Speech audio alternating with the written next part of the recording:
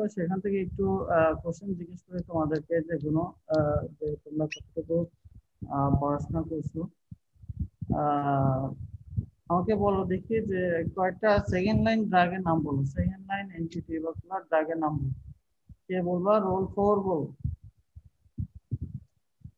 Ashikur Rahman. Hello, আসসালামু আলাইকুম sir. Hello, হ্যাঁ শুনতে পাচ্ছি। তুমি আমাকে সেকেন্ড লাইন কয়েকটা এন্টিটি বা ড্রাগের নাম বলো।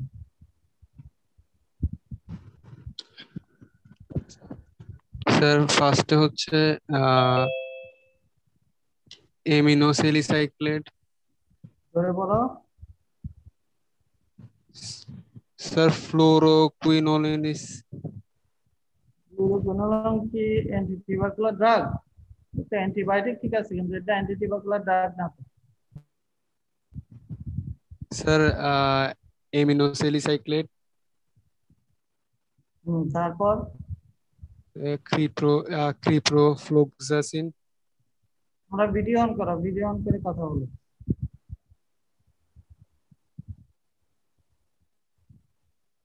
কোশ্চেন করলে ভিডিও অন করে কথা বলবা তোমরা।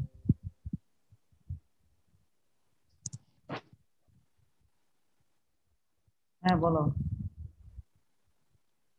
আর কি? স্যার স্যার এমনি স্যালিসিলিক অ্যাসিড আর কি?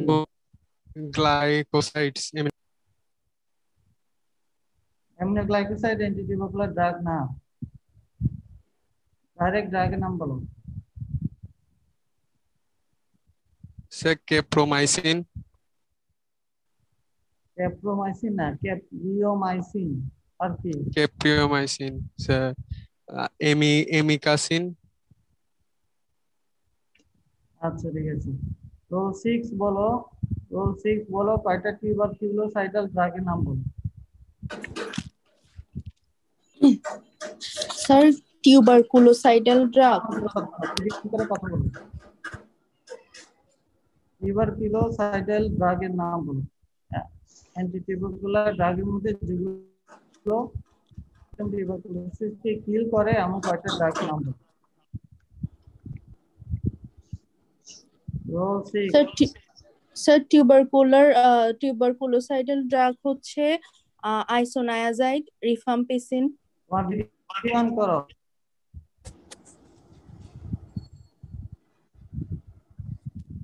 হ্যাঁ বলো।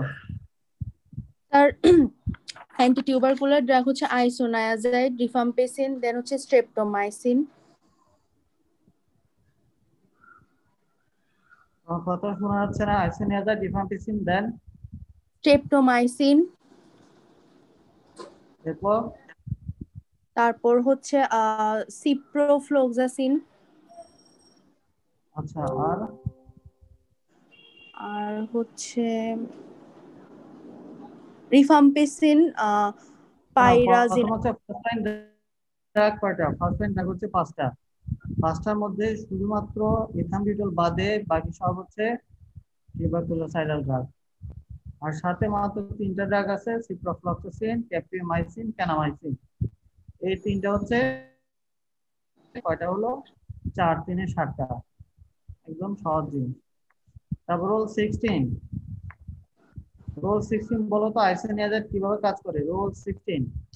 জি স্যার, আসসালামু আলাইকুম স্যার। আইসোনাইজাইডের মেকানিজম অফ অ্যাকশন হচ্ছে ভিডিও অন করে কথা বলো, ভিডিও অন করে কথা বলো। ইচ এন্ড এভরিওয়ান যাকে কোশ্চেন করবে ভিডিও অন করবা, আদারওয়াইজ ভিডিও অনের দরকার নেই।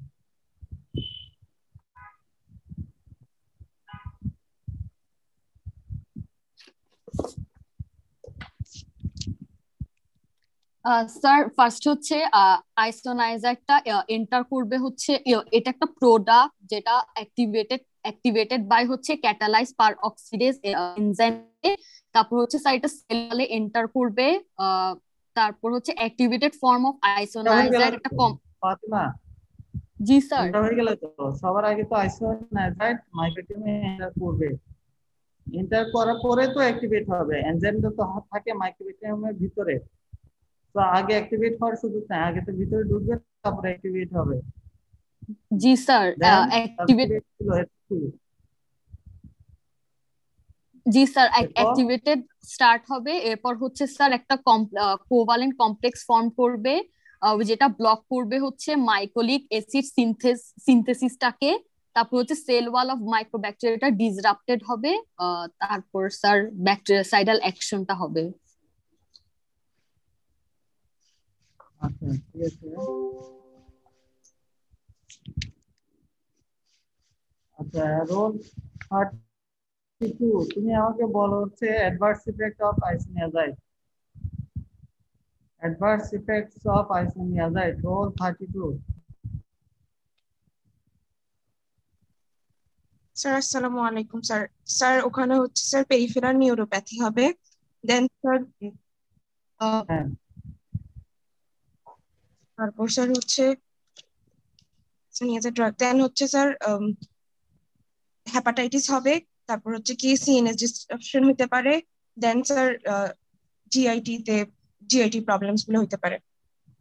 সিএনএস টক্সিটির ক্ষেত্রে স্পেসিফিক্যালি কি হয়? জি স্যার। সিএনএস টক্সিসিটির মধ্যে কি কি হয় স্পেসিফিক? স্যার শোনা যাচ্ছে না স্যার, কি বলছেন? সিএনএস টক্সিসিটির মধ্যে কি কি হয়? স্যার কি হয়? সিজার হয়, তার সাইকোসিস হয়, তারপর স্যার হয় মেমোরি লস এটসেট্রা। ঠিক আছে। আর যারা তোমরা তোমাদের প্রোফাইল পিকচার দিয়ে রাখছো দয়া করে প্রোফাইল পিকচার দিও না, প্রোফাইল পিকচার দেওয়ার দরকার নাই, ব্ল্যাক রাখলে সুবিধা হয়।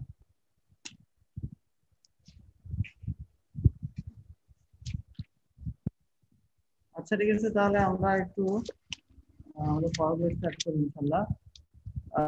যে জিনিসগুলো পড়াবো সেগুলো আমি আবার কোশ্চেন করবো ফাঁকে ফাঁকে, তো আমি চাইবো তোমরা একটু কনসেন্ট্রেশন দিবা পড়ানো।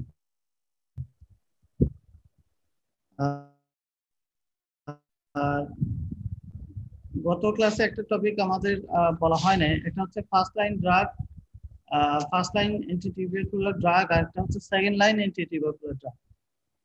এই দুইটার মধ্যে পার্থক্য কি? Why first line and second line? Second line আমরা দুইটা ভাগে ভাগ করলাম কি কারণে? তোমরা এর আগে পড়ছো কি first generation antihistamine, second generation antihistamine, দুইটা জেনারেশন করা হয়েছে মানে হচ্ছে এগুলো স্পেসিফিক কিছু পারপাস আছে, উদ্দেশ্য আছে।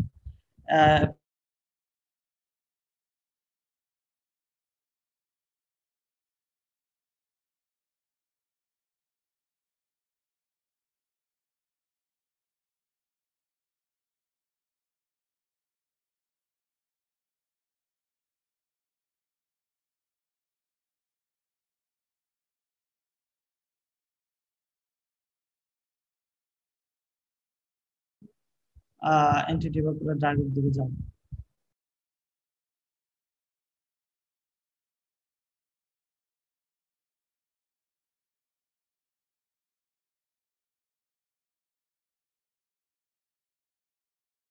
করে সেটা হচ্ছে ভাবে সেকেন্ড লাইন মনে হয় ফার্স্ট লাইন থেকে হাই, অতএব এটা এফিকাসি বেশি হবে। আসলে এফিকাসি ফার্স্ট লাইনে বেশি, সেকেন্ড লাইনে কম। ফার্স্ট লাইনের সাইড এফেক্ট কম্পারেটিভলি কম, সেকেন্ড লাইনের সাইড এফেক্ট কম্পারেটিভলি বেশি। ফার্স্ট লাইনে হচ্ছে থেরাপিউটিক ইন্ডেক্সটা বেশি, সেকেন্ড লাইনে থেরাপিউটিক ইন্ডেক্স কম।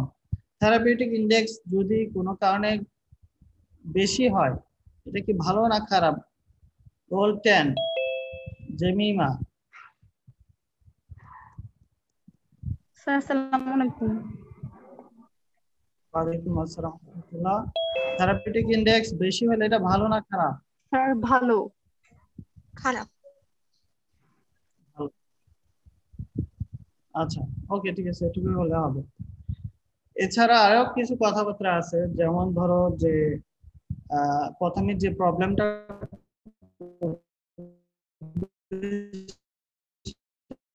হচ্ছে গভর্নমেন্ট থেকে ফ্রিতে দেওয়া হয়, সেকেন্ড লাইন অ্যান্টিটিউবারকুলার ড্রাগ কিনতে হয়, এগুলোর দাম অনেক বেশি। এটা একটা বড় প্রবলেম, পেশেন্টের জন্য অনেক বড় প্রবলেম।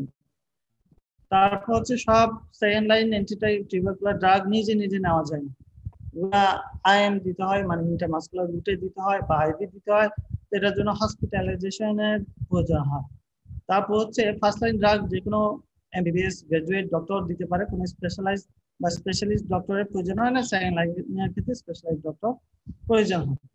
তো এগুলো ছিল হচ্ছে মোটামুটি ফার্স্ট লাইন সেকেন্ড লাইনের মধ্যে পার্থক্য, বা ফার্স্ট লাইন সেকেন্ড লাইন কেন বলা হয়, কি জন্য বলা হয়।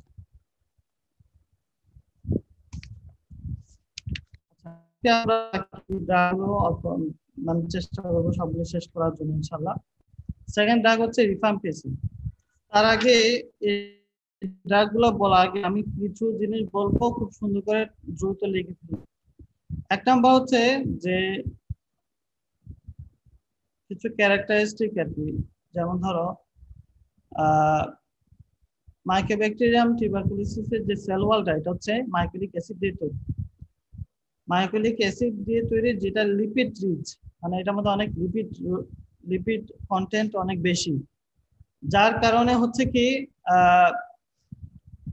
ড্রাগের সব ড্রাগ ঢুকতে পারে না, সব অ্যান্টিটিউবারকুলার ড্রাগ সেলের ভিতরে ঢুকতে পারে না বা পুরোপুরি ঢুকতে পারে না।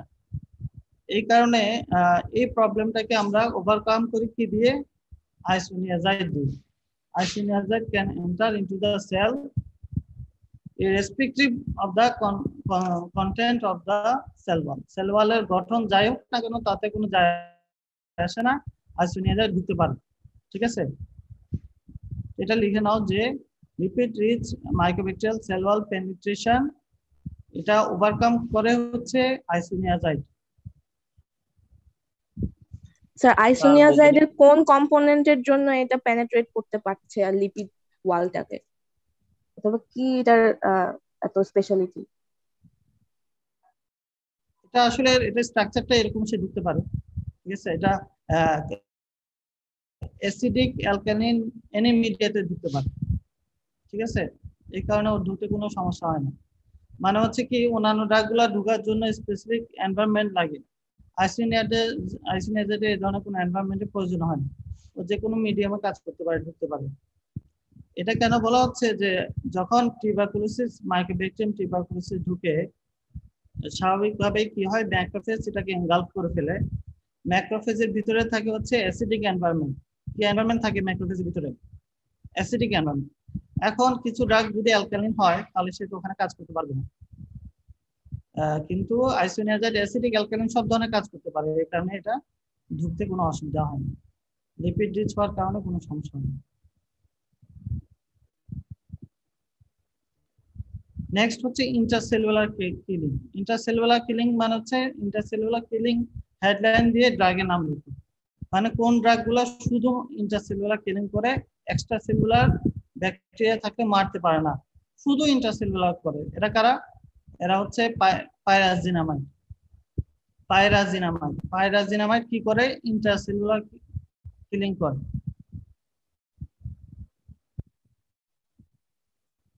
তারপর লিখো extra cellular killing. Extra cellular killing কি? এক্সট্রা সেলুলার কিলিং হচ্ছে যারা শুধুমাত্র সেলের বাইরে মারতে পারে, ভিতরে মারতে পারে না, এরা হচ্ছে স্ট্রেপ্টোমাইসিন। আমরা ডাক্তারজম করবো তখন আসবো। স্ট্রেপ্টোমাইসিন কেন পারে না? Streptomycin because of its poor penetrating power. Poor penetrating power, এই পুয়ার পেনিট্রেটিং পাওয়ারের কারণে সে সেলের ভিতরে ঢুকতে পারে না। বুঝা যাচ্ছে না, কেটে কেটে আসছে। আচ্ছা, ওকে। পুয়ার পেনিট্রেটিং পাওয়ারের কারণে স্ট্রেপ্টোমাইসিন সেলের ভিতরে কাজ করতে পারে না, এই জন্য এক্সট্রা সেলুলার ব্যাকটেরিয়া গুলোকে মারতে পারে, যেগুলো সার্কুলেশনে থাকে বা অন্য কোনো জায়গায় থাকে, বিভিন্ন ফ্লুইডে থাকে, সেগুলো মারতে পারে। তার ইন্টারসেলুলার কিলিং এর এক্সাম্পল হচ্ছে পাইরাজিনামাইড, এক্সট্রা সেলুলার কিলিং এর এক্সাম্পল হচ্ছে স্ট্রেপ্টোমাইসিন। বোথ ইন্ট্রাসেলুলার এবং extracellular, both intracellular and extracellular. এটা এক্সাম্পল কি? এটা এক্সাম্পল হচ্ছে আইসোনিয়াজাইড এন্ড রিফাম্পিসিন।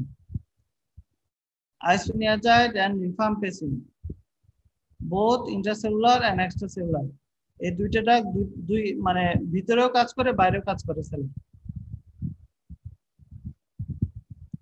তারপরে আমরা বলছি যে এই এই মাইক্রোব্যাকটেরিয়ামটা কি করে, এটা একটা গ্রানুলোমেটাস ইনফ্লামেশন করে, যার কারণে অনেক সময় ক্যাভিটি হয়। মানে হচ্ছে ব্যাকটেরিয়া কি করে প্রোটেকশনের জন্য ওর চারদিকে একটা ওয়াল তৈরি করে, তখন এটা একটা ক্যাভিটির মতো হয়ে যায়, যার কারণে অ্যান্টিবায়োটিক দিলে হয় কি অ্যান্টিবায়োটিক ভিতরে ঢুকতে পারে না, তাহলে ব্যাকটেরিয়া সেফ থাকে। তো এই ব্যাকটেরিয়াল যে ক্যাভিটির ওয়ালের ভিতরে, ওয়াল অফ দ্য ক্যাভিটির মধ্যে যে বেসিলাই গুলো, টিউবারকুলার বেসিলাই গুলো গ্রো করে, সেগুলোকে ক্লিন করা হচ্ছে ইথাম্বিউটিন। তোমরা এভাবে লিখতে পারো যে acting on tubercle bacilli on the wall of the cavity, acting on tubercle bacilli in wall of cavity, example হচ্ছে ইথাম্বিউটিন।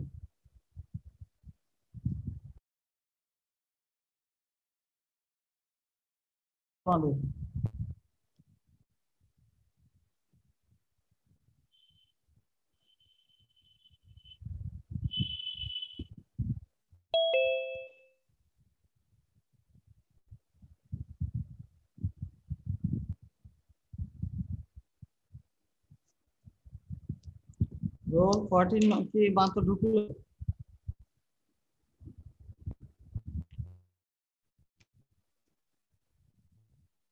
আমাদের লেখা শেষ? স্যার লাস্ট লাইনটা আরেকবার বলবেন? Acting on tubercle bacilli in wall of cavity, in wall of cavity,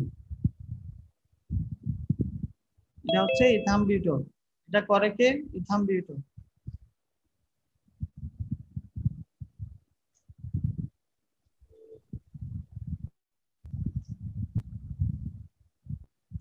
আচ্ছা, এরপরে লেখো তোমরা হচ্ছে acting on dormant. Dormant bacteria কোনগুলো? যারা হচ্ছে আমরা গতকালকে বলছি, কেউ একজন বলো ডরমেন্ট মানে কি, বাংলাতে একটা শব্দ ইউজ করা হয়, সবাই লাইভ নাকি মানে সুপ্ত অবস্থা? সবাই সুপ্ত হ্যাঁ অবস্থা। জোরে বলো। সুপ্ত অবস্থা। হ্যাঁ সুপ্ত অবস্থা বলে। অ্যাকচুয়ালি জিনিসটা অবস্থা মানে কি, ব্যাকটেরিয়াটা বডির ভিতরে আছে কিন্তু সে কোনো ইনফ্লামেশন মানে কোনো রকম চুপচাপ বসে আছে, এটাকে বলে কি ওর মেটাবলিক অ্যাক্টিভিটি গুলোকে কমায় ফেলে, স্লো মেটাবলিক অ্যাক্টিভিটি, যার কারণে ব্যাকটেরিয়া গুলো সার্ভাইভ করে, মানে হচ্ছে অল্প অল্প নিউট্রিয়েন্ট যেগুলো দরকার অল্প ইউজ করে, মেটাবলিক অ্যাক্টিভিটি স্লো করে এবং চুপচাপ থাকে। নর্মালি কি হয়, এনি ব্যাকটেরিয়া যদি সেল আমাদের বডির ভিতরে ঢুকে, এটা ইনফেকশনের সাইন সিমটম গুলো দেখা শুরু করে, মানে দেখা যায় হয় কাশি হয়, আরো অন্যান্য সিমটম গুলো দেখা দেয়। ওরা করে কি মেটাবলিক অ্যাক্টিভিটি কমায় ফেলে এবং চুপচাপ থাকে, কোনো রকম সিমটম তৈরি করে না। তো যার কারণে মনে হয় যে অ্যাপারেন্টলি যে পেশেন্ট সুস্থ আছে, আসলে সুস্থ না, এদেরকে বলে ডরমেন্ট। ঠিক আছে। আবার কিছু কিছু বইয়ে লেখা আছে পারসিস্টার, PERSISTERS। পারসিস্ট মানে হচ্ছে মানে টিকে থাকা, অনেকক্ষণ টিকে থাকা, পারসিস্টার্সও বলে। তো আমি দুইটা বইয়ে দুইটা পাইছি, যে ডরমেন্টের উপর কাজ করে হচ্ছে পাইরাজিনামাইড, ডরমেন্টের উপর কাজ করে হচ্ছে পাইরাজিনামাইড, এবং পারসিস্টারের উপর কাজ করে হচ্ছে রিফাম্পিসিন, এটা ক্যাটজাং আছে।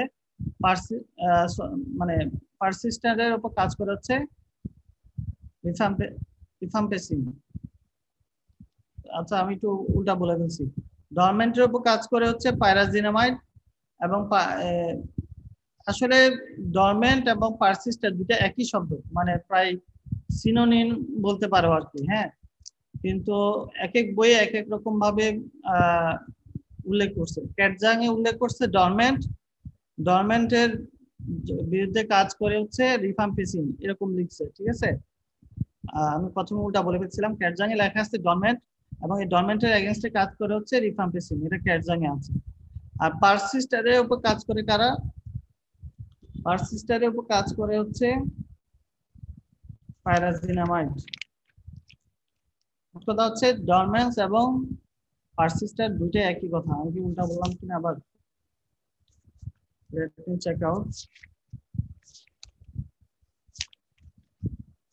তোমরা কে কি লিখছো আমাকে একটু বলো তো।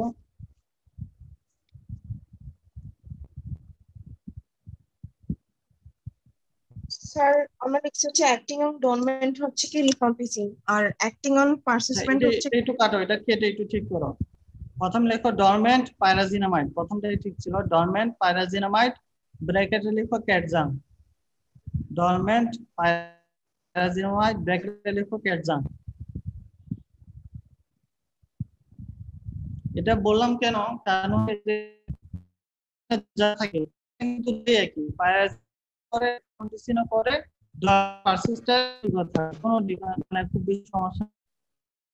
এক্সামিনার যে কোশ্চেন করবে সে যদি ডরমেন্ট মানে ক্যাটজাং থেকে বলে তোমাকে কোশ্চেনটা, উনি আনসার শুনতে চাইবে পাইরাজিনামাইড, ঠিক আছে। আর যিনি পারসিস্টেন্ট এই টার্মটা দিয়ে কোশ্চেন করবে সে আনসার শুনতে চাইবে রিফাম্পিসিন। আর যে দুইটা জানে তার কাছে তাহলে ডরমেন্ট হচ্ছে পাইরাজিনামাইড ক্যাটজাং, আর রিফাম্পিসিন হচ্ছে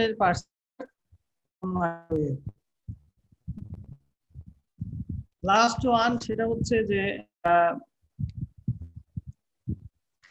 গ্র্যানুলোমা। আমরা প্রথম বলছি যে গ্র্যানুলোমাটাস ডিজিজ করে, টিউবারকুলাস হচ্ছে একটা গ্র্যানুলোমাটাস ডিজিজ বা রিলেশন করে, সময় লার্জ গ্র্যানুলোমা হয়ে যায়।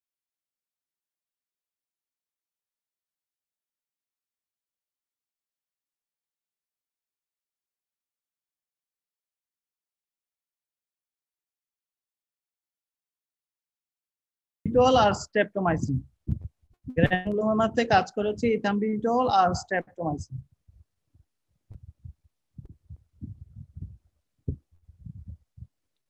আচ্ছা, এখন যে কোনো একজন আমাকে এই পয়েন্টগুলো পড়ে শোনাও, এক্সাম্পল গুলো কি লিখছো আমাকে একটু বলো।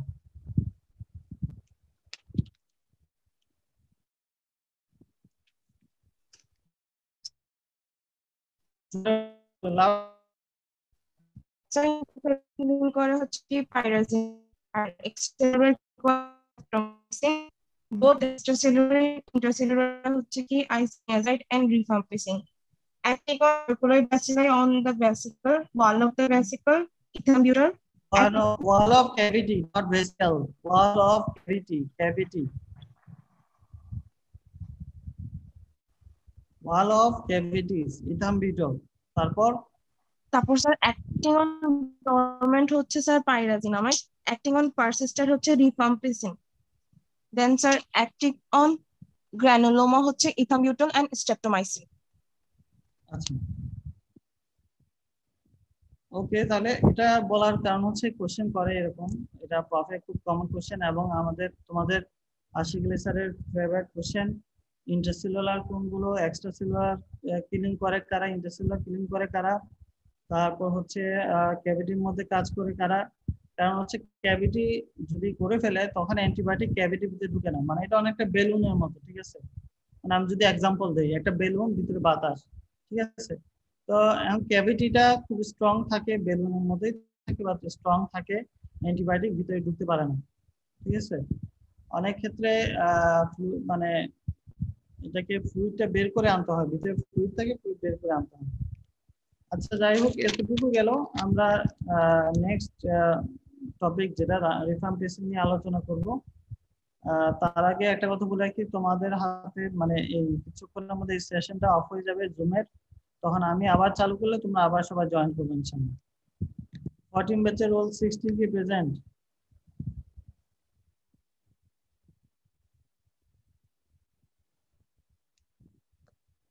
খবর নাই। আচ্ছা, যাই হোক, রিফাম্পিসিন হচ্ছে একটা রিফামাইসিন গ্রুপের একটা ড্রাগ। গ্রুপের নাম হচ্ছে রিফামাইসিন। রিফামাইসিন হচ্ছে তোমাদের স্ট্রেপ্টোমাইসিস মেডিটেরিয়ানি বলে। স্ট্রেপ্টোমাইসিস মেডিটেরিয়ানি নামক একটা ব্যাকটেরিয়া থেকে এই রিফামাইসিন ড্রাগটা তৈরি করা হয়। স্ট্রেপ্টোমাইসিস মেডিটেরিয়ানি, ঠিক আছে। এই রিফামাইসিনের আন্ডারে 3টা ড্রাগ পাওয়া যায়। এটা হচ্ছে রিফাম্পিসিন, রিফাবিউটন বা রিফাবিউটিন বলে, সরি রিফাবিউটিন, আর এটা হচ্ছে রিফাপেন্টিন। রিফাম্পিসিন, তারপর হচ্ছে রিফাবিউটিন এবং রিফাপেন্টিন।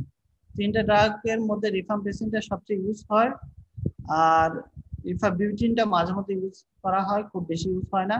এটা নিয়ে আলোচনা পরে আসবে।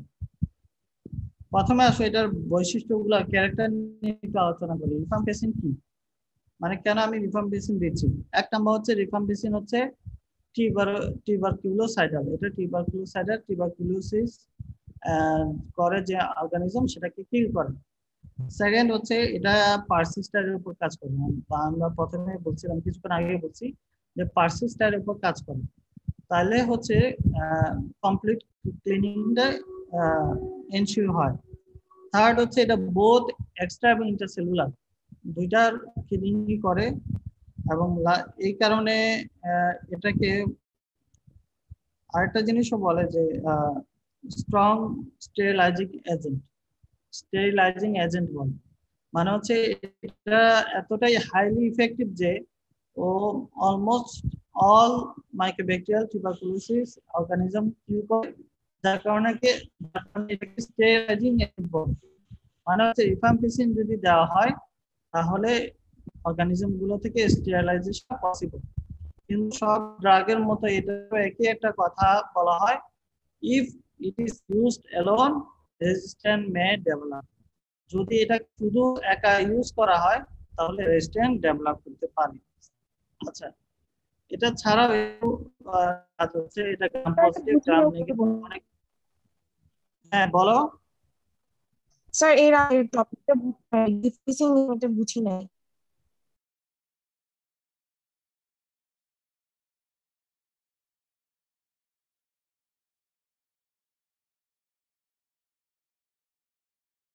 টিউবারকল বেসিলাইকে কিল করে। আচ্ছা, এখানে একটা বলি, টিউবারকুলোসিস মাইক্রোব্যাকটেরিয়া। আসসালামু আলাইকুম। স্যার জি স্যার বিকেশ। এখানে একটা কথা বলে রাখি, সেটা হচ্ছে যে আমরা অনেক সময় বলবো কি টিউবারকল বেসিলাই শব্দটা ইউজ করি। হ্যাঁ, ব্যাকটেরিয়া ক্লাসিফিকেশন তোমরা পড়ছো, মাইক্রোব্যাকটেরিয়াম টিউবারকুলোসিস হচ্ছে একটা বেসিলাই। ব্যাকটেরিয়া ক্লাসিফিকেশন মধ্যে এটা একটা বেসিলাই, এবং টিউবারকল তৈরি করে, এই জন্য এটাকে টিউবারকল বেসিলাই বলে। হ্যাঁ ঠিক আছে, পুরা নামটা উল্লেখ করতে একটু কষ্ট হয়, এই জন্য আমরা পুরোটা ইউজ করব না। এটা টিউবারকল বেসিলাই। তো এটা হাইলি ইফেক্টিভ এবং লার্জ অ্যামাউন্টের টিউবারকল বেসিলাইকে কিল করে, এজন্য এটাকে স্টেরিলাইজিং এজেন্ট বলে। স্টেরিলাইজিং এজেন্ট বলে কারণ হচ্ছে স্টেরিলাইজেশন করে, মানে হচ্ছে বডিকে ম্যাক্সিমাম অ্যামাউন্টের ব্যাকটেরিয়া থেকে ফ্রি করে, এই জন্য এটাকে স্টেরিলাইজিং এজেন্ট বলে। ঠিক আছে, বুঝতে পারছো? রোল 32। জি স্যার। আচ্ছা ওকে।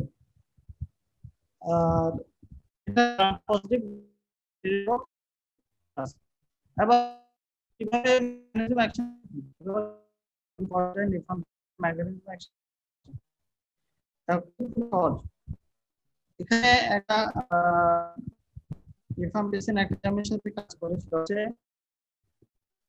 DNA dependent RNA polymerase enzyme.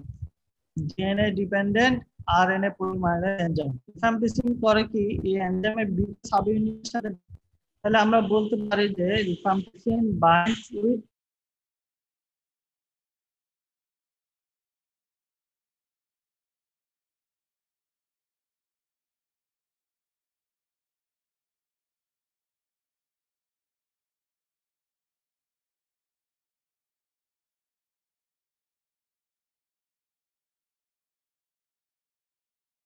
Sub ইউনিটের সাথে বাইন্ড করবে, তখন আরএনএ সিনথেসিস পারে না, যার কারণে সেল ডেথ হয়। ঠিক আছে, অ্যাসিড ইনহিবিট করে কাজ করে, মানে হচ্ছে আরএনএ সিনথেসিসকে ইনহিবিট করে কাজ করে। ঠিক আছে, তো যেহেতু আরএনএ সিনথেসিসের কে ইনহিবিট করে, তাহলে এটা রেজিস্ট্যান্সও ডেভেলপ করার সুযোগ আছে। রেজিস্ট্যান্স কিভাবে ডেভেলপ করে, সেটা হচ্ছে DNA dependent RNA polymerase enzyme যদি মিউটেশন হয়, আমরা জানি এখন করোনার ক্ষেত্রে বলা হচ্ছে যে কোভিড ভাইরাস বা করোনা ভাইরাস মিউটেশন করে নতুন রূপ নিয়ে আসছে। সে তার নিজের প্রোটেকশনের জন্য মিউটেশন করছে তার জেনেটিক ম্যাটেরিয়ালকে, যার কারণে তার কি বলবো অ্যাগ্রেসিভ নেচার ডেভেলপ করছে এবং এখন ভ্যাকসিন বা অন্যান্য যে ট্রিটমেন্ট গুলো সেগুলো কাজ করতেছে না।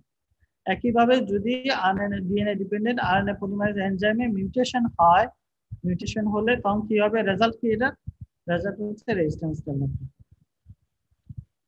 আর তখন রিফাম্পিসিন ড্রাগ মানে ওই এনজাইমের সাথে বাইন্ড করতে পারবে না, তাহলে তো আর কাজ করতে পারবে না। আচ্ছা, এটা কিছু বৈশিষ্ট্য, ফার্মাকোকাইনেটিক কিছু বৈশিষ্ট্য লিখে না নাম্বার কিছু স্পেশাল কথাবার্তা নিয়ে কথা হবে। তারপর হচ্ছে এই ড্রাগটা আমি কেন দিচ্ছি সেটা নিয়ে কথা বলবো, মেকানিজম অফ অ্যাকশন কি,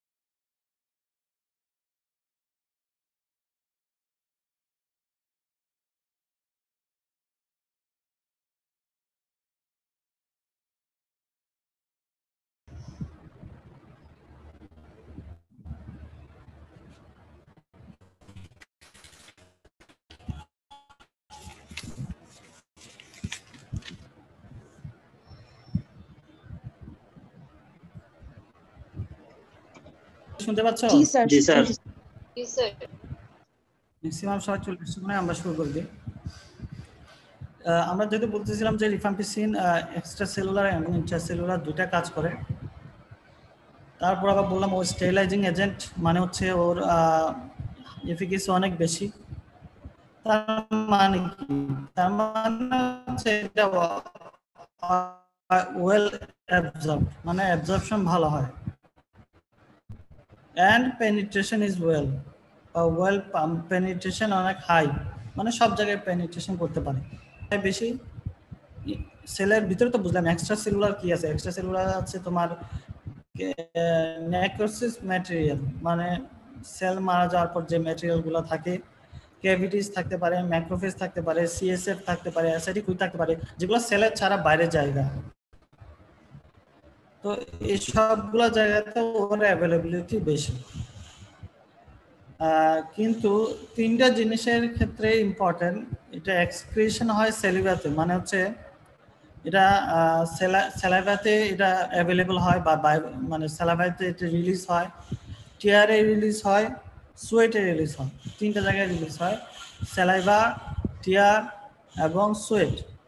এই তিনটা জিনিসের একটা সিগনিফিকেন্স আছে, এটা একটু পরে বলবো। আর মেটাবলিজম লিভারে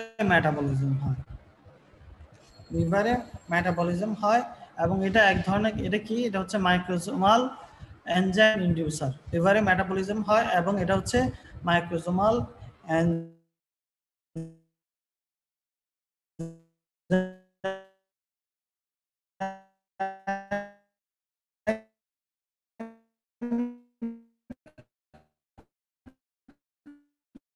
ইনডিউসার। টক্সিক, টক্সিক মানে হচ্ছে পয়জনাস, হেপাটাস হচ্ছে liver cell, poisonous for cell বা ইনজুরিয়াস ফর লিভার সেল। এখন তাইলে কি আমরা দিব না? তোমাদের বইয়ের মধ্যে আছে যে একটা কথা লেখা যে in patient with normal liver function hepatitis is rare. Normal liver function যাদের আছে তাদের ক্ষেত্রে এই ড্রাগটা হেপাটাইটিস করে, এই বিষয়টা রেয়ার। তাহলে কাদের ক্ষেত্রে দেওয়া যাবে না বা কাদের ক্ষেত্রে আমরা সাবধান থাকবো? 3 ধরনের মানুষের ক্ষেত্রে। 1 নাম্বার, যারা হেপাটোটক্সিক কোনো ড্রাগ খাচ্ছে, মানে অন্য কোনো হেপাটোটক্সিক ড্রাগ খাচ্ছে অন্য কোনো রোগের জন্য, তাহলে আমরা কোন কোন পেশেন্টকে দিব না? হেপাটোটক্সিক অ্যাডভার্স ইফেক্টের আন্ডারে লিখবা 1 নাম্বার দিব যে পেশেন্ট টেকিং আদার হেপাটোটক্সিক ড্রাগ, তাদেরকে দেওয়া যাবে না। সেকেন্ড হচ্ছে যাদের লিভার ডিসফাংশন আছে, লিভার ডিসফাংশন যাদের আছে মানে হচ্ছে লিভার ফাংশনের রেজাল্ট যাদের খারাপ, লিভার ডিসফাংশন যাদের আছে, যাদের লিভার ঠিকমতো কাজ করে না। থার্ড হচ্ছে কাদেরকে দিব না? যারা ক্রনিক্যালি অ্যালকোহলিক, ক্রনিক অ্যালকোহলিক মানে অনেক বছর ধরে সে অ্যালকোহল খায়, সোজা কথা যেটা বলে আমরা মদ খায়। যাদের অ্যালকোহল খায়, যারা লিভার ডিসফাংশন থাকে, যার কারণে তাদের জন্য এটা রিস্কি, তাদের ক্ষেত্রে আমরা এটা দিব না, বা আমরা এটা বিকল্প কিছু দেওয়া যায় কিনা সেটা নিয়ে চিন্তা করি। এই কথাটা বিকল্প কি হতে পারে সেটা পরে আসতেছে। আর কি করতে পারে? গ্যাস্ট্রোইন্টেস্টাইনাল ডিস্টারবেন্স করতে পারে, এটা সব ড্রাগের ক্ষেত্রে মোটামুটি হয়। ফ্লু লাইক সিনড্রোম, এটা ইম্পর্টেন্ট একটা ফ্লু লাইক সিনড্রোম করে। ফ্লু লাইক সিনড্রোম বলতে কি বোঝায়? জ্বর আসতে পারে, শরীরে ব্যথা হয়, জ্বর, ফিভার, চিলস মানে হচ্ছে শরীর কেঁপে কেঁপে জ্বর আসা, বডি এক, সারা শরীর ব্যথা করবে, হিমোলাইটিক অ্যানিমিয়া হতে পারে, হিমোলাইটিক অ্যানিমিয়া হতে পারে। তাহলে ফ্লু লাইক সিনড্রোমের আন্ডারে কি কি টপিক আছে, কি কি বিষয়ে হয়? ফিভার, চিলস, তারপর হচ্ছে বডি এক, হিমোলাইটিক অ্যানিমিয়া, এবং এটা নর্মালি দেখা গেছে যে ইন্টারমিটেন্ট ডোজিংয়ে হয়। ইন্টারমিটেন্ট ডোজিং হয়, ইন্টারমিটেন্ট ডোজিং মানে হচ্ছে যদি 1 সপ্তাহে 3 বার করে ওষুধ খাওয়ানো হয় সেটাকে বলে intermittent dosing. 3 to 5 times per week বা thrice per week, মানে 1 সপ্তাহে যদি 3 বার দেওয়া হয় সেটাকে বলে ইন্টারমিটেন্ট ডোজিং। আর এই ইন্টারমিটেন্ট ডোজিং এ ফ্লু লাইক সিনড্রোমটা হতে দেখা যায়, but it is not common. ঠিক আছে। সিএনএস সিমটমস, নার্ভাস সিস্টেমে কি প্রবলেম হয়? মাথা ব্যথা হতে পারে, ডিজিনেস হতে পারে, অ্যাটাক্সিয়া হতে পারে। অ্যাটাক্সিয়া তোমরা বুঝো? মুভমেন্টের প্রবলেম হয় স্যার জয়েন্টস গুলোতে। বলা হয় যে কোঅর্ডিনেশন, মুভমেন্ট, আর একটা হচ্ছে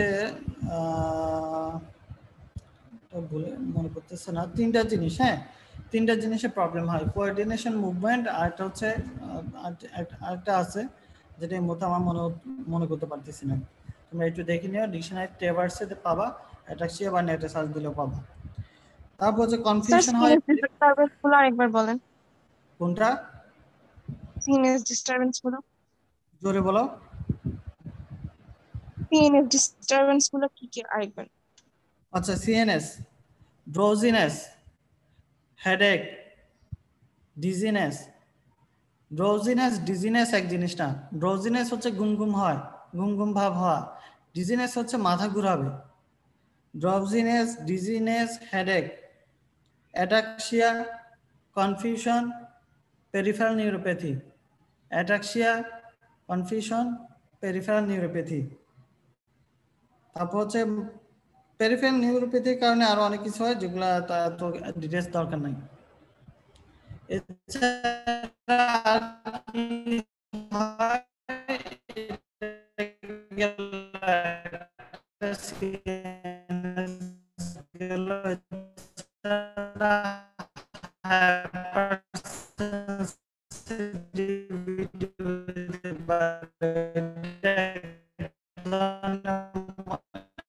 অ্যান্টিবায়োটিক তো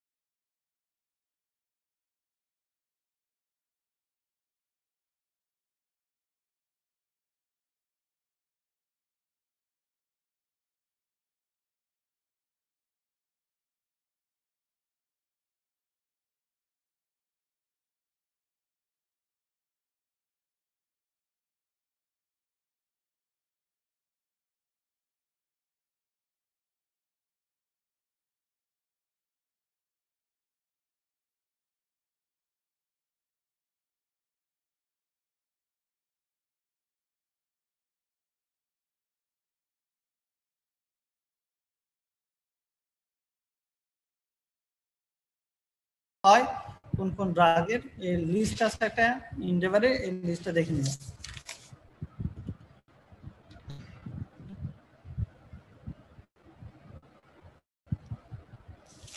এখন এইডস পেশেন্টের ক্ষেত্রে তো রিফাম্পিসিন দিলে অ্যান্টিভাইরাল ড্রাগ তো দিতে হবে, যেহেতু এইচআইভি ভাইরাস দিয়ে এইডস রোগটা হয় তাহলে তাকে অ্যান্টিভাইরাল ড্রাগ আমরা দিব, সাথে রিফাম্পিসিন দিলে কি হবে।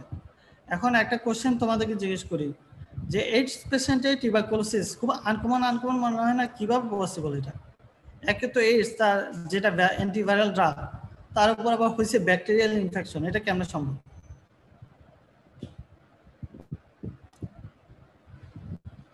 স্যার এইডস পেশেন্টের তো এমনি ইমিউনিটি কম থাকে স্যার, ওরা তো আরো বেশি এফেক্টেড হবে। হ্যাঁ ঠিক আছে, ভেরি গুড আনসারটা। আরেকটা আমি একটা শব্দ শুনতে চাচ্ছিলাম, যে কোনো একজন এই শব্দটা বলো।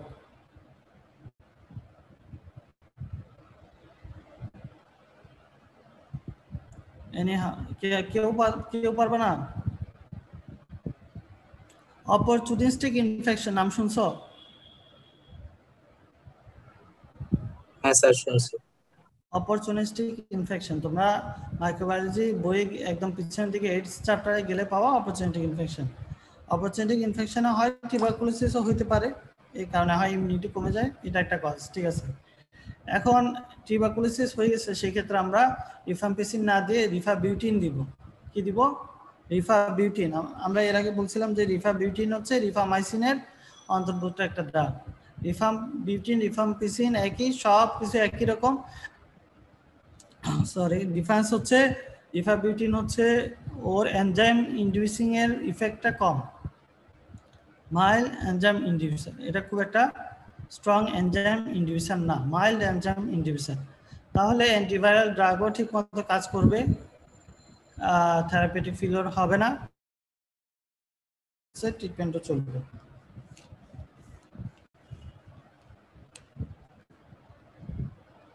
আচ্ছা গেল, তাহলে এতটুকুই হচ্ছে রিফাম্পিসিন নিয়ে কথাবার্তা। এই এখন পর্যন্ত যা পড়লাম এর মধ্যে কারো কোনো বুঝতে সমস্যা আছে কিনা?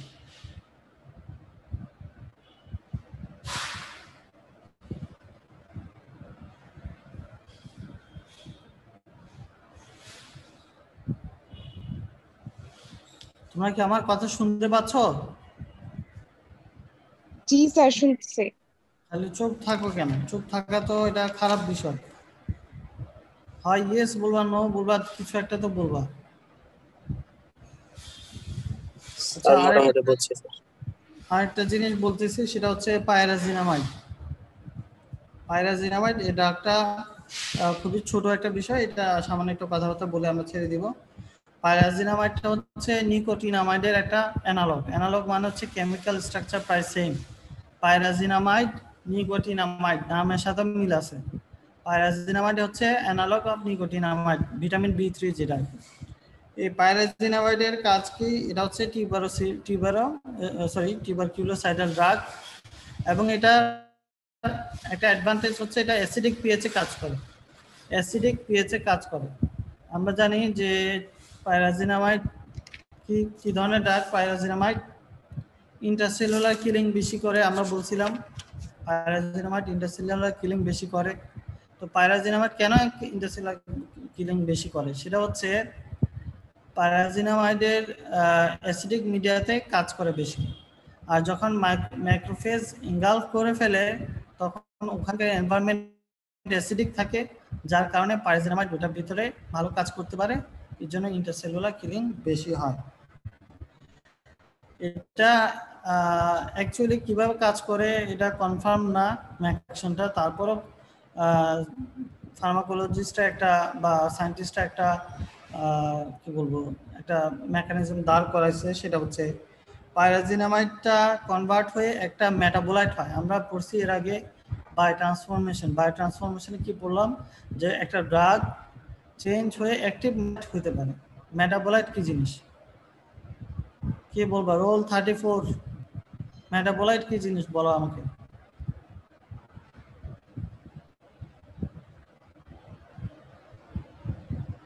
সঞ্জিদা আফরিন, সব মনে হয় জানি না। অফকোর্স সবাই। হ্যাঁ, মেটাবোলাইট বলতে কি বুঝো তুমি?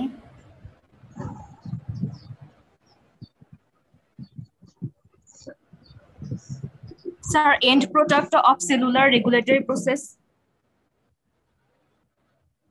মেটাবলিজম না, মেটাবোলাইট। মেটাবোলাইট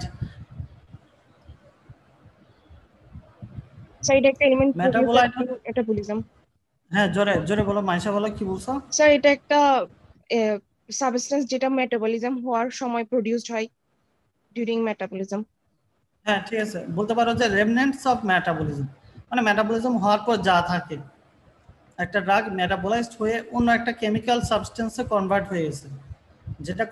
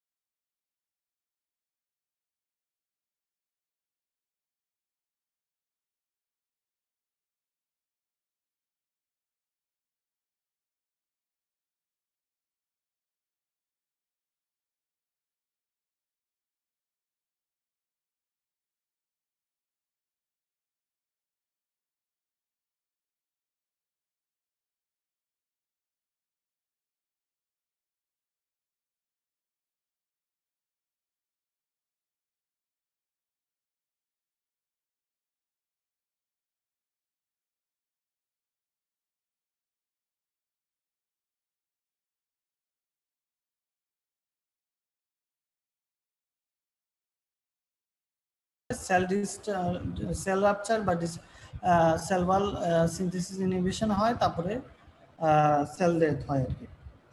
পাইরাজিনামেটের অ্যাডভার্স ইফেক্ট কি? দুইটা অ্যাডভার্স ইফেক্ট আছে মেইনলি। একটা হচ্ছে হ্যাপাটোটক্সিসিটি, আর একটা হচ্ছে হাইপার ইউরিসেমিয়া। হ্যাপাটোটক্সিসিটি হচ্ছে মোস্ট কমন একটা সাইড ইফেক্ট, কিন্তু এটা হচ্ছে ডোজ ডিপেন্ডেন্ট, মানে ডোজ বেশি হলে কি হবে, হ্যাপাটোটক্সিসিটি বেশি হবে, ডোজ কম হলে কম হবে। তো হ্যাপাটোটক্সিসিটি আর হাইপার ইউরিসেমিয়া করে। তো এই কারণে আমাদেরকে কয়েকটা জিনিস খেয়াল রাখতে হবে, যে পেশেন্টের লিভার ফাংশন টেস্ট পরীক্ষা করতে হবে। পেশেন্টের হ্যাপাটোটক্সিসিটি আসুক আর না আসুক, যেটাই হোক, সব পেশেন্টকে, healthy patient, elderly patient, diabetic patient, নন ডায়াবেটিক, সব পেশেন্টকে লিভার ফাংশন টেস্ট করতে দিতে হবে। কেন দিব? যাতে আমি দেখব যে তার হ্যাপাটোটক্সিসিটি হচ্ছে কিনা, মনিটরিং এর মধ্যে রাখতে হবে। যদি কোনো কারণে সাইন সিমটম থাকে হ্যাপাটোটক্সিসিটির, তাহলে ড্রাগটা বন্ধ করে দিতে হবে, পাইরাজিনামাইড ড্রাগ বন্ধ করে দিতে হবে। বললো যে সাইন সিমটম ডেভেলপ করলে কিভাবে বুঝবো what are the sign symptom of hepatotoxicity? এগুলো হচ্ছে সাইড কোশ্চেন, এগুলো পরীক্ষার মধ্যে করবে। স্যার ইডিমা হবে। জন্ডিসের গুলা বলবো স্যার, জন্ডিসের গুলা বলবো। হ্যাঁ, জন্ডিসের গুলা, মাহমুদুল হাসান, জন্ডিসের গুলা হতে পারে। আমরা বলবো যে একটা হচ্ছে ক্লিনিক্যাল আর একটা হচ্ছে বায়োকেমিক্যাল। স্যার ইডিমা হতে পারে। জোরে বলো, ইডেমা। জি স্যার। কোথায় ইডিমা হবে? স্যার পেরিফেরাল রিজিয়নে। কেন হচ্ছে ইডেমা, কেন হবে? স্যার কারণ আমাদের লিভারের মোস্ট অফ দ্য মেইন ফাংশনের মধ্যে একটা ফাংশন হচ্ছে আমার প্লাজমা প্রোটিন প্রডিউস করা, সো ওটা না হলে আলটিমেটলি ইডিমা হয়। এটা হচ্ছে হ্যাপাটিক ফেলিওরে চলে গেলে, বুঝছো? হ্যাপাটিক ফেলিওর, এটাকে আরেকটা নামও বলে হ্যাপাটিক নেক্রোসিস। ওই পর্যায়ে যেতে যেতে পেশেন্ট মরার মতো অবস্থা হয়ে যাবে। হ্যাপাটিক ফেলিওর হয়ে গেলে হ্যাপাটিক এনকেফালোপ্যাথি হয়, মানে বুঝছো তো? হ্যাপাটিক এনকেফালোপ্যাথি মানে হচ্ছে মানে বেহুশ হয়ে থাকে, তার সেন্স থাকে না, ঠিক আছে? করা হয়। আমরা প্রথম ইনিশিয়াল স্টেজ গুলা বলবো। হ্যাঁ, initial stage clinical biochemical. Clinical হচ্ছে জন্ডিসের সাইন সিগন্যাল দেখা যাবে। পেশেন্ট কিন্তু এসে তোমাকে বলবেন না যে স্যার আমার বায়োকেমিক্যাল এসজিপিটি বা সেরাম ট্রান্সএমিনেজ বেড়ে গেছে। ও এসে ও বলবে যে স্যার আপনার ওষুধ খাওয়ার পর চোখ মুখ হলুদ হয়ে গেছে, প্রস্রাব হলুদ হয়ে গেছে, হাত পা হলুদ হয়ে যাচ্ছে। পেশেন্টকে কিন্তু তোমাকে আগে থেকে বলতে হবে এই ওষুধগুলো খাচ্ছি, আপনাদের ওষুধগুলো দিচ্ছি, এগুলা খেলে যদি হাত পা হলুদ হয়ে যায়, চোখে হলুদ হয়ে যায়, প্রস্রাব হলুদ হয়, তার সাথে তাড়াতাড়ি ওষুধ বন্ধ করে দিবেন এবং আমার কাছে আসবেন। তো এটা হচ্ছে প্রথম কজ, মানে প্রথম একটা সাইন সিমটম।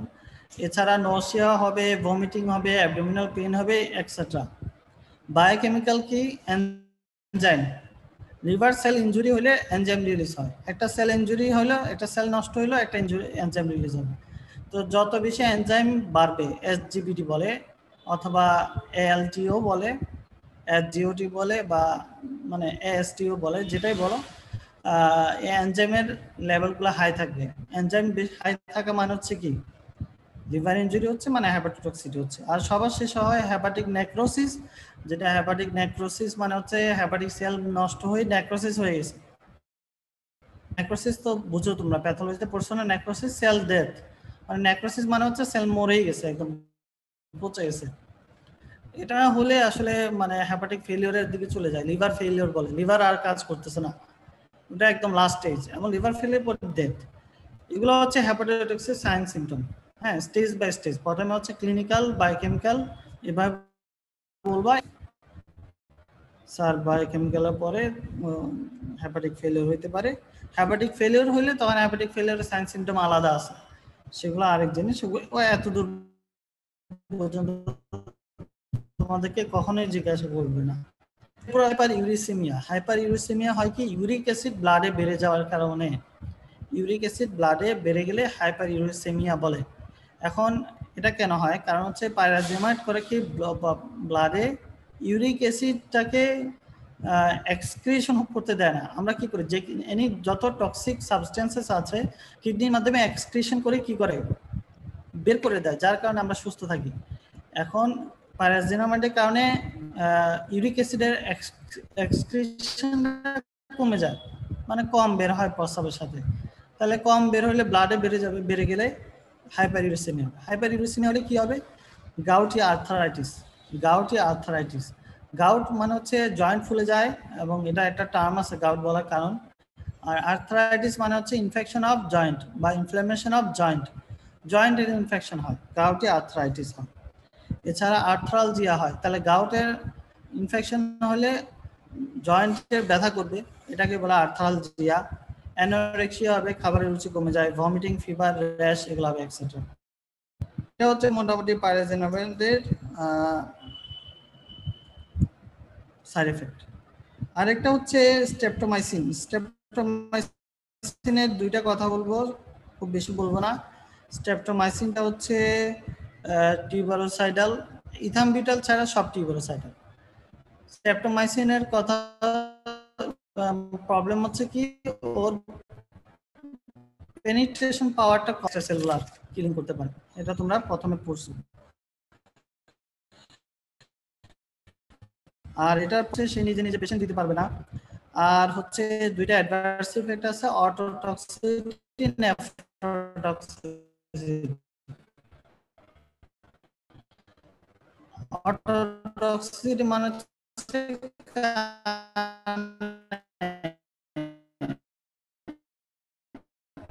কানের মধ্যে হয়, নেফ্রোটক্সিসিটি করে, কিডনিতে প্রবলেম করে। তো এটা শেষ। স্ট্রেপ্টোমাইসিনটা আমরা সবার মেশিন দিব না। ইথামবিউটাল কি? ইথামবিউটাল হচ্ছে টিউবারকুলোস্টেটিক, এটা টিউবারকুলোসাইডাল না, এটা টিউবারকুলোস্টেটিক। কিন্তু এটা একটা বৈশিষ্ট্য কি, এটা ক্যাভিটির ওয়ালে যে মাল্টিপ্লাইং বেসিলাই থাকে সেগুলোর মধ্যে কাজ করে। তো এটা একটা আমাদের জন্য ভালো বা প্লাস পয়েন্ট। এবং ইথামবিউটালের দুইটা প্রবলেম করে। ইথামবিউটালে একটা প্রবলেম করে, সেটা হচ্ছে অপটিক নিউরাইটিস করে। অপটিক নিউরাইটিস করে। অপটিক নিউরাইটিস করলে কি হয়, মানে হচ্ছে অপটিক নার্ভে ইনফেকশন করে বা ইনফ্লামেশন করে অপটিক নার্ভে। তাহলে যেটা হবে, সে কালার ব্লাইন্ড হবে, সে চোখে কালার ডিফারেন্সিয়েট করতে পারে না, লাল কালার, রেড কালার থেকে গ্রিন কালারকে ডিফারেন্সিয়েট করতে পারে না। এজন্য এটা একটা সমস্যা হয়। আরেকটা হচ্ছে ভিজুয়াল অ্যাকুইটি কমে যায়। ভিজুয়াল অ্যাকুইটি তোমরা পড়ছো ফিজিওলজিতে, ভিজুয়াল অ্যাকুইটি কমে যায়। এই দুইটা প্রবলেম হয়। এই কারণে ইথামবিউটাল বাচ্চাদেরকে মানে কি বলবো, না দেওয়াটা ভালো, অ্যাভয়েড করাটা ভালো। কারণ বাচ্চারা বলতে পারে না, ও যে লাল কালার চিনতেছে কি চিনতেছে না, লাল সবুজ আলাদা করতে পারে কিনা, এটা আসলে ও বলতে পারে না বাচ্চারা ঠিক মতো। এই কারণে ইথাম্বিউটল বাচ্চাদেরকে না দেওয়াই ভালো। আর ইথাম্বিউটল দিলে অলওয়েজ আই চেক আপে রাখতে হবে। হ্যাঁ, আই চেক আপ রাখতে হবে।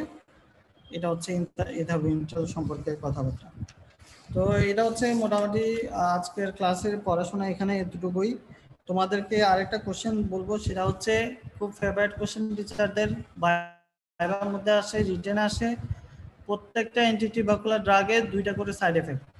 এন্ড এবারে দেখবে একটা কোশ্চেনই আছে, প্রত্যেকটা ড্রাগের অ্যান্টিটিউবারকুলার ড্রাগের 2টা করে সাইড এফেক্ট। আইসোনিয়াজাইড কি করে? পেরিফেরাল নিউরাইটিস, হেপাটাইটিস বা পেরিফেরাল নিউরাইটিস, সিজার, সাইকোসিস। হ্যাঁ, যে কোনো 2টা বললে শুধু 2টা বলবা। রিফাম্পিসিন কি করে? Hepatotoxicity, flu like syndrome. হ্যাঁ, আমার পরামর্শ হবে কমপক্ষে 4টা করে সাইড এফেক্ট শিখবা, যাতে করে বলতে পারো ইনশাআল্লাহ। অনেক সময় এটা প্রফে অনেকবার আসছে, এভাবেই আসছে যে 2টা করে সাইড এফেক্ট দেখার জন্য। সো এটা অনেক ইম্পর্টেন্ট কোশ্চেন। তো আজকে এতটুকু। এর মধ্যে কারো কোনো কোশ্চেন থাকলে বলতে পারো ইনশাআল্লাহ। একজন আমি অ্যাপ্রোপ্রিয়েটলি দিতে পারিনি, সেটা হচ্ছে আইসোনিয়াজাইড। কোশ্চেনটা কে করলো? ফাতিমা করছিল মনে হয়। ফাতিমা জিনতে জাফর, বিনতে জাফর নাকি? জি স্যার। কি কোশ্চেনটা আরেকবার বলবা তুমি? স্যার এটা আমি করি না। তুমি করো নাই? জি না স্যার, আমি না। আচ্ছা, কে করলো কোশ্চেনটা? আইসোনিয়াজাইড কেন ঢুকতে পারে লিপিড লেয়ার? স্যার আমি করেছিলাম যে আইসোনিয়াজাইড কেন লিপিড ব্যারিয়ারটা ক্রস করতে পারে। আমি যতটুকু আমার মনে হয় যে আইসোনিয়াজাইড তো কেমিক্যাল, এটা একটা ড্রাগ, ঠিক আছে? এটা কেমিক্যাল স্ট্রাকচারগুলো আমরা মানে আমরা ক্লিনিক্যাল ফার্মাকোলজিস্ট যারা, আমরা কিন্তু ফার্মাকোলজিস্ট না, আমরা হচ্ছে ক্লিনিক্যাল ফার্মাকোলজিস্ট। যদিও আমাদের সাবজেক্টের নাম হচ্ছে ফার্মাকোলজি অ্যান্ড থেরাপিউটিক্স। হ্যাঁ, মানে হচ্ছে ক্লিনিক্যাল রিলেটেড পড়াশোনা। আমরা যদি এটা স্ট্রাকচার দেখি, আমি নেক্সট ক্লাসে তোমাদেরকে জানাতে পারবো, আইসোনিয়াজাইডের কেমিক্যাল স্ট্রাকচারে হয়তো লিপিড কন্টেন্ট থাকবে। এমন কোনো কন্টেন্ট আছে যেটা লিপিড কন্টেন্ট, যার কারণে লিপিড ব্যারিয়ার দিয়ে যেতে তার সমস্যা হয় না, এরকম কিছু থাকতে পারে। আমরা জানি না যে lipid soluble drug, water soluble drug আছে, তো এরকম কিছু থাকতে পারে। আমার স্পেসিফিকভাবে জানা নাই, আমি নেক্সট ক্লাসে ইনশাআল্লাহ জেনে জানানোর চেষ্টা করবো ইনশাআল্লাহ। আর কারো কোনো কোশ্চেন আছে কিনা? স্যার আপনি স্যার কোন বই ফলো করেন? এটা তো একটা বড় মুশকিলের কোশ্চেন। আমি তো এমবিবিএস এ ফার্মা পড়ছি অনেক বই থেকে, গাইডের সাথে মিল পাচ্ছি না, তো এখন আবার পড়তেছি। এখনো পড়ার আগে তোমাদের আসি, তারপরে 1 বছর ধরে তোমাদেরকে পড়াইছি, মানে তোমাদের সিনিয়র বেসকে। এখন আমার নলেজটা তো কোনো একটা স্পেসিফিক বই ডিপেন্ডেন্ট না, যার কারণে আবার আমরা পেশেন্ট দেখি, পেশেন্ট দেখার কারণে আমাদের ক্লিনিক্যাল কিছু নলেজ আছে, সবকিছু মিলে একটা ইনফরমেশন হয়। মানে এটা কম্বাইন্ড একটা বলতে পারো আর কি, কোনো স্পেসিফিক একটা নির্দিষ্ট বইয়ের উপর না, এই আর কি। তবে তোমরা যেটা করবা সেটা হচ্ছে, না নোট আমার তো আসলে তেমন নোট নাই, আমি 2-3টা বই রিডিং করে আসি, তারপরে পরে তোমাদেরকে যা ইম্পর্টেন্ট মনে হয় বলি। আর একটা হচ্ছে যে তোমাদেরকে যেটা করতে হবে, প্রিপারেশন নেওয়ার সময় 2 রকম প্রিপারেশন। একটা হচ্ছে রিটেন এক্সাম ওরিয়েন্টেড প্রিপারেশন, ঠিক আছে? কিছু বই আছে, যেমন মনে করে ইনগ্রেডিয়েন্ট, তারপর হচ্ছে কি আরেকটার নাম কি, নীল কালার একটা বই আছে না, ভিশন। আচ্ছা, ভিশন, ইনগ্রেডিয়েন্ট ভিশন। এগুলা হচ্ছে মানে তুমি এগুলা থেকে পড়ে রিটেন পরীক্ষার জন্য প্রিপারেশন নিতে পারবে না, ব্যাপারটা এরকম। হ্যাঁ, তো কিন্তু এন্ডেভার হচ্ছে রিটেন পরীক্ষার জন্য ভালো, মানে রিটেনে কোশ্চেন আনসারগুলো করার জন্য ভালো। আর ভাইবার জন্য তোমার কিছু জানতে হবে। ভাইবার জন্য কি করতে হবে? ভাইবার জন্য চেরি পিক করতে হবে। চেরি পিক বুঝতে হবে, চেরি মানে হচ্ছে চেরি ফল। হ্যাঁ, বিভিন্ন জায়গা থেকে পিক চেরি পিক করতে হবে বলতে তুমি ইনগ্রেডিয়েন্ট থেকে কিছু নিবা, ভিশন থেকে কিছু নিবা, স্যারদের লেকচারদের থেকে নিবা, নিয়ে এন্ডেভারের মধ্যে সব লিখে রাখবা। তোমাদের আগের ব্যাচের স্টুডেন্টরা খুব ভালো করছে এইভাবে, যে সেটা হচ্ছে ওরা, আমি যেটা বলছিলাম, যে কোনো একটা বইয়ের মধ্যে মানে এন্ডেভার ফলো করলে, এন্ডেভার বা অন্য যে কোনো গাইড সেই গাইডের মধ্যে অন্যান্য সব বই থেকে ইনফরমেশন গুলো এনে ওইটার মধ্যে নোট ডাউন করে রাখবা, তাহলে তোমার একটা এন্ডেভারটাই কি হয়ে গেল, মানে একটা কমপ্লিট একটা বুক হয়ে গেল, এটার মধ্যে অনেক ইনফরমেশন পাবা। স্যার আপনি যেভাবে পড়ান স্যার, আদারওয়াইজ যদি একটা লেকচার নোট তৈরি করেন তাহলে ভালো হবে। লেকচার নোট তৈরি করার সময় তো নাই আমার, আসলে অনেক কাজ থাকে। তোমাদের এমবিবিএস এর ক্লাস নিতে হয়, আমার বিডিএস এর ক্লাস নিতে হয়, সাথে আবার থাকে আমার নিজের পড়াশোনাও থাকে। আমি তো আসলে মানে আমার এফসিপিএস দেওয়ারও ইচ্ছা আছে, পোস্ট গ্রাজুয়েশনে পড়াশোনা করা লাগে, ঘরে কাজও থাকে। আসলে স্যার একবার করে ফেললে তো স্যার অনেক দিন যাবে স্যার। আচ্ছা আমি দেখি চেষ্টা করবো, কিন্তু এটা অনেক ডিফিকাল্ট হয়ে যাবে আমার জন্য। অনেকে পারে, তোমার টাইম মানে যাদের হাতে সময় আছে ওরাও করতে পারে। তবে আমি যেটা করি অ্যাটলিস্ট এটুকু বলি তোমাদেরকে, যে ইনফরমেশনগুলো তোমাদের এন্ডেভারে নাই বা যেগুলা পরীক্ষার মধ্যে কোশ্চেন আসে বা প্রফের মধ্যে আসে, স্যাররা ভাই ভাই কোশ্চেন করে, এগুলো বলে দিই। তোমরা যেটা করবা সেটা হচ্ছে এন্ডেভারটা নিয়ে বসবা সামনে, অথবা এনি গাইড যেটা তোমরা ফলো করো। আমি যেগুলো বলবো এগুলোর সাথে সাথে বইয়ের মধ্যে সাইড লিখে ফেলবা, অথবা খাতায় লিখে রাখবা, পরে সুন্দর করে বইয়ের মধ্যে তুলবা। তাহলে একটা সময় দেখবা যে চ্যাপ্টার যখন পড়া শেষ হয়ে যাবে তোমার ইনফরমেশন অনেক হয়ে গেছে। এবং এখন তুমি আমার ক্লাস করছো, তোমরা এন্ডেভারটা একটু দেখবা, দেখার পরে একটু ইনগ্রেডিয়েন্টটা দেখবা। ভিশনটা আসলে খুব ডিফিকাল্ট, ঠিক আছে? ভিশন বইটা অনেক ডিফিকাল্ট একটা বই। আমার যদি কেউ চাও পড়তে পারো সমস্যা নাই, বাট এন্ডেভারের সাথে যদি কিছু পড়তে চাও আমি বলবো হচ্ছে ইয়াটা পড়বা, ইনগ্রেডিয়েন্টটা পড়বা। ইনগ্রেডিয়েন্টে সব পড়তে হবে না, তুমি দেখলেই বুঝতে পারবা কোনটা পড়তে হবে। ইনগ্রেডিয়েন্টে ছোট ছোট কিছু ভাইভা কোশ্চেন থাকে, ছোট ছোট কিছু ভাইভা কোশ্চেন থাকে, ছোট ছোট কিছু ফ্লো চার্ট থাকে, হ্যাঁ, বিভিন্ন অ্যাডভার্স ইফেক্টের মেকানিজম থাকে। ফর এক্সাম্পল ধরো সিপ্রোফ্লক্সাসিন, ও কি করে, ও অ্যাকিলিস টেন্ডন যেটা আমাদের পায়ের মধ্যে অ্যাকিলিস টেন্ডন করে, কিভাবে করে ওটা মেকানিজমটা ছোট করে ওখানে লেখা আছে, ভাইভাতে ওই জিজ্ঞাসা করবে, যেটা তুমি এন্ডেভারে পাবা না। এরকম আর কি ছোট ছোট টুকটাক কোশ্চেন কিছু ভাইভা দেওয়া থাকে। এন্ডেভার পড়ার পরে তোমার একটা রেসিডুয়াল, তোমার একটা নলেজ হবে, বেসিক একটা নলেজ হবে একবার রিডিং করার পর। এরপর যখন তুমি দেখবা ইয়াতে কি বলে ইনগ্রেডিয়েন্টে, তখন তুমি বুঝবা কি নাই তোমার জানা আছে, ওগুলা জাস্ট তুলে ফেলবা বইয়ের মধ্যে। আর আমি যেগুলো বলতেছি সেগুলো তো তুলবাই, স্যার ম্যাডামরা যেটা বলবে সেগুলো তুলবা। এভাবে করলে করতে হবে না আসলে, মানে তোমার এই এন্ডেভার বইটাই নোট হয়ে যাবে আসলে। কথা কি বুঝতে পারছো? জি স্যার। মাহমুদুল জি স্যার, হাসান, বুঝছি স্যার। তুমি যদি সবগুলো ওই বইয়ের মধ্যে তুলে ফেলো, যেটা করতে পারো ছোট ছোট নোটপ্যাড কিংবা অথবা স্টিকার পাওয়া যায়, নোট স্টিকার পাওয়া যায়, স্টিকারের মধ্যে লিখতে পারো, অথবা প্যাডের মধ্যে লিখে লেখা শেষ হওয়ার পর প্যাডের ওই কাগজ গাম দিয়ে বইয়ের মধ্যে লাগিয়ে দিতে। এটা আমি করছি পার্সোনালি। এভাবে করতে করতে যখন তোমার পুরা পড়া শেষ,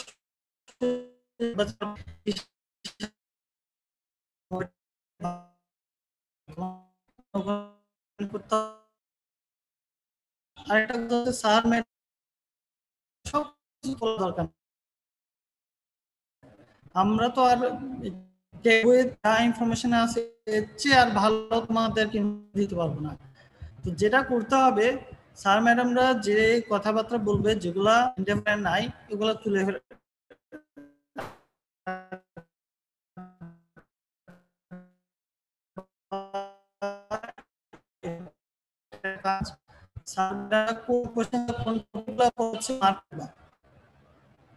তোমাদের জানতে হবে কি পড়তে হবে, এমন জানতে হবে কি কি নাই তোমার বইয়ে, কিন্তু জানতে হবে এই জিনিসগুলো নোট ডাউন করবে, তাহলে ইনশাল্লাহ হয়ে যাবে। আর কার কোনো কোশ্চেন আছে? ইনশাল্লাহ থাকলে করতে পারো, আদারওয়াইজ আমরা ক্লাস শেষ করবো ইনশাল্লাহ।